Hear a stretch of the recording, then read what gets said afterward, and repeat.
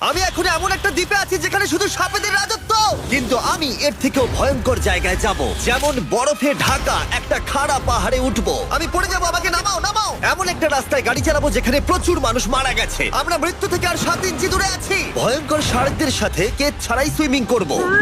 সাফারির মাঝখানে যেখানে অনেক সিংহ, চিতা, হিপো এবং আরো অনেক প্রজাতি যেগুলো আমাদেরকে মেরে দিতে পারে। আমরা এটা কেন করছি? কারণ আমরা পৃথিবীর সব থেকে ভয়ানক 5টা জায়গায় যাব, আর যাতে সিংহরা আমাদের কাছাকাছি আসে তাই আমি অনেক মাংস এনেছি।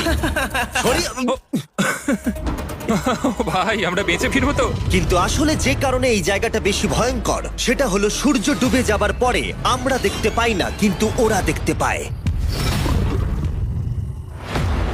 জিমি, ওদিকে দুটো সিংহ রয়েছে। এই শব্দটা তো ঘন্টারের মতো লাগছে। না, এটা বিশাল ভাই। সবকিছু রাতে বেরোয় কেন? ভাই, আমাদের সিংহরা পুরো ঘিরে ধরেছে। আমাদের থেকে মাত্র 20 ফুট দূরে রয়েছে ওরা। আমাদের দিকেই তাকিয়ে রয়েছে। ও, এদিকেই আসছে। আমার খুব ভয় লাগছে। ও না না, ও আমাদের দিকে আসছে। সিংহগুলো আমাদের চারপাশে ঘুরেই যাচ্ছিল। আমরা হয়তো এই ভিডিওটা করতে গিয়ে মারাই যাবো। আর এটা তো সবে শুরু, কারণ এই ভিডিওতে পরের জায়গাগুলো আগের জায়গার থেকে আরো অনেক বেশি ভয়ানক হতে চলেছে। শেষে থাকবে এমন একটা দ্বীপ যেটা সম্পূর্ণ বিষাক্ত সাপে ভরা। আর এবার আমরা আইস ক্লাইম্ব করব একটা বিশাল ভয়ানক ঠান্ডায় জমে যাওয়া জলপ্রপাতে। সবাই তৈরি হয়ে নাও, এবার একটা দারুণ অভিজ্ঞতা হবে। এই হেলিকপ্টারটা এখন ফিরে যাচ্ছে। আমার জীবনে করা এটা সবথেকে ভয়ানক জিনিস। আমার জন্য প্রার্থনা করো। জিমি, তুমি চাও আমরা এই পাহাড়টায় চড়ে ওপরে উঠি? হ্যাঁ, এটা অসম্ভব। সত্যি কথা বলতে আমার মনেই হচ্ছিল না এটা আমরা করতে পারবো। তারপর নোলানের সাথে যা হলো তাতে আমরা আরো বেশি ভয় পেয়ে গেলাম। আমি পারবো না বন্ধুরা, একটু দাঁড়াও।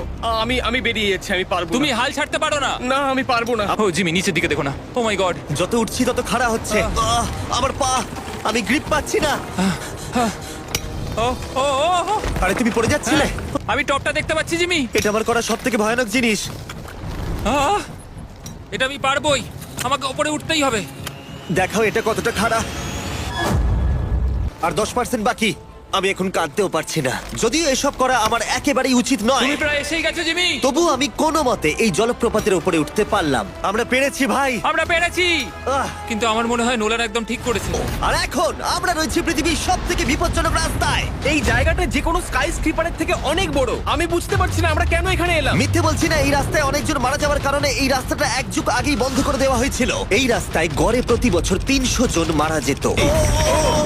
এবার বুঝতে পারছি কেন ডেথ রোড বলে। কিন্তু তুমি এমন চালাচ্ছ জানো এটা খুব সাধারণ রোড। দেখো তোমার জীবন আমার হাতে রয়েছে, তাই তুমি এরকম না, বলো তোমার জীবন আমার হাতে রয়েছে। দেখো স্টিয়ারিংটা মনে হচ্ছে কেঁপে উঠলো। ট্রেন থেকে হাত সরিও না। আমরা এখন মৃত্যু থেকে মাত্র 7 ইঞ্চি দূরে আছি। সাবধানে সাবধানে। কি ও মাই flash করছে? গড, আমার লাইফ ফ্ল্যাশ করছে, ফ্ল্যাশ করেই যাচ্ছে আচ্ছা, বারবার। আর যদি তোমরা ভাবো এটাই সব থেকে বিপজ্জনক, তাহলে বলে রাখি আমাদের রাস্তায় আরো 3টে বিপজ্জনক স্পট বাকি আছে। দেখো ওই জায়গাটার টায়ার কিন্তু মাটিতে থাকবে না, দেখতে পাচ্ছো? হ্যাঁ, সেটা আমি দেখতে পাচ্ছি।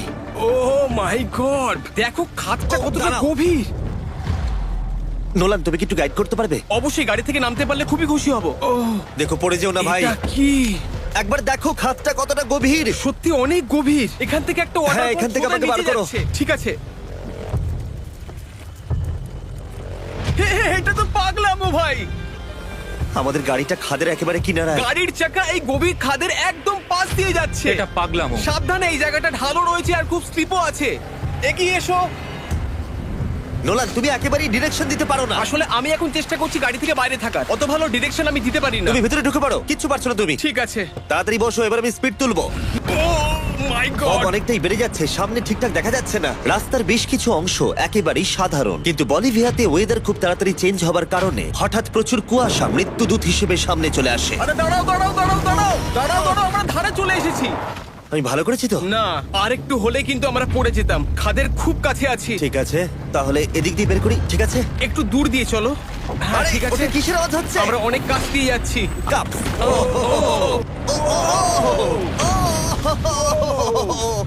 নোলান, হ্যাঁ 1 যুগ তো কেটে গেছে।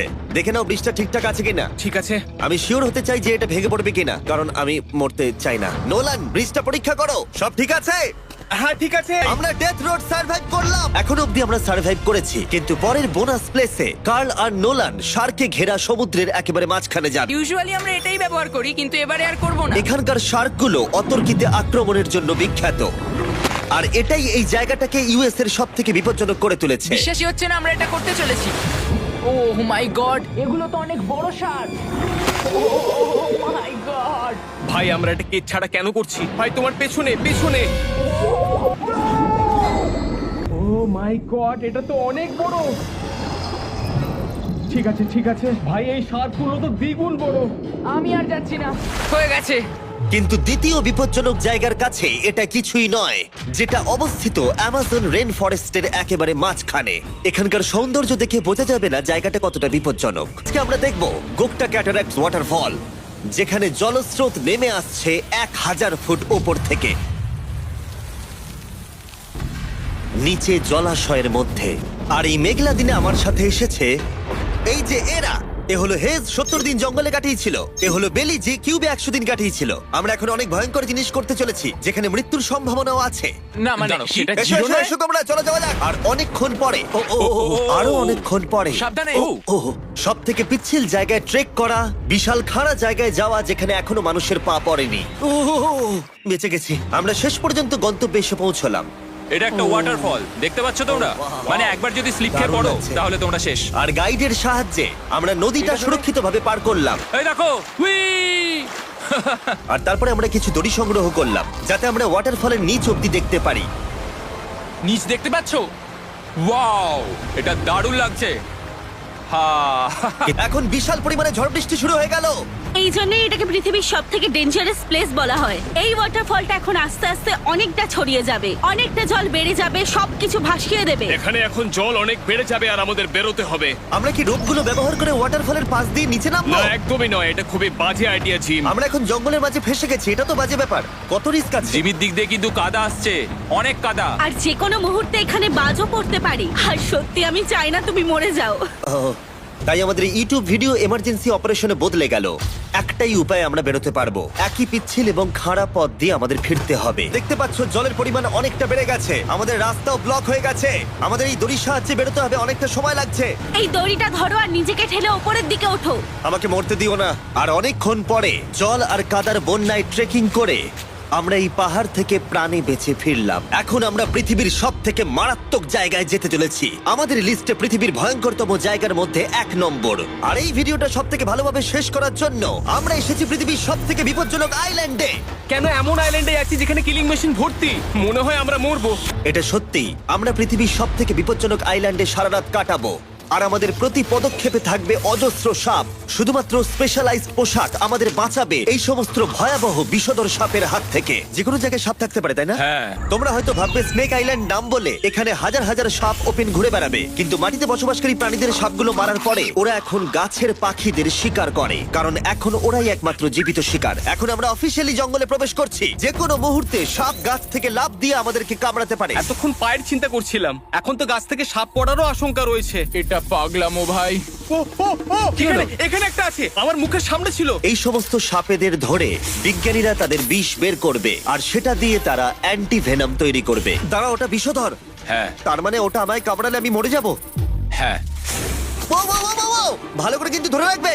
এটা একটা বাচ্চা। ও না না, এ তো হারিয়ে গেল। তুমি এটাকে ফেলে দিলে? না, পালিয়ে গেল। এটা পালিয়ে গেল। কিন্তু তুমি, মানুষটা সাপটাকে এমন ভাবে ফেললো যেন আমি আমার ফোন ফেল। সারা বিশ্বের যত অ্যান্টিভেনাম পাওয়া যায় তার 90% ব্রাজিল থেকেই পাওয়া যায়। তার মানে হলো যতগুলো সাপ আমরা ধরবো তত হাজার মানুষের জীবন বাঁচবে। জিমি, ওখানে আরেকটা সাপ রয়েছে। ও মাই গড, এটা তো বিশাল। আমরা অনেক খুঁজে পাচ্ছি, ওরা বাইরের দিকে তাই আসছে। দিনের বাকিটা সময় আমরা এই বিষাক্ত সাপগুলোকে ধরতে সাহায্য করলাম। এমনকি আমরা বিজ্ঞানীদের রিসার্চেও সাহায্য করলাম। দেখো, এই সাপটা মাটি থেকে 15 ফুট উপরে রয়েছে, আর সায়েন্টিস্টরা আমাদের গাছটাকে নাড়াতে বললো যাতে এটা নিচে পড়ে যায়। এই গাছগুলোর নিচে আমি কখনোই ক্যাম্পিং করব না। ও তো একটুও নড়ছে না। অনেকগুলো জীবন বাঁচাতে হলে আমাদের অ্যান্টিভেনাম দরকার। অন্ধকার ঘন হয়ে এলে আমরা সার্ভাইভ করার দিকে মন দিলাম। এবার ক্যাম্পিং এর সময়। ক্যাম্প সেট আপ হয়ে গেল, যদিও আমি সত্যিই জানি না এই ক্যাম্পগুলো স্নেক প্রুফ কিনা। খুবই ভয় লাগছে। আমি বাড়িতে গিয়ে শান্তিতে ঘুমোতে চাই। তাই আমাদের মনে একটাই চিন্তা ঘুরপাক খাচ্ছিল, যত তাড়াতাড়ি সম্ভব এখান থেকে বেরোতে হবে। আমি শুধু বাড়ি যেতে চাই। একটা বিশাল আইস মাউন্টেনে ওঠা থেকে শুরু করে এমন রাস্তায় ড্রাইভ করা যেখান থেকে 1000 ফুট নিচে পড়ে যাবার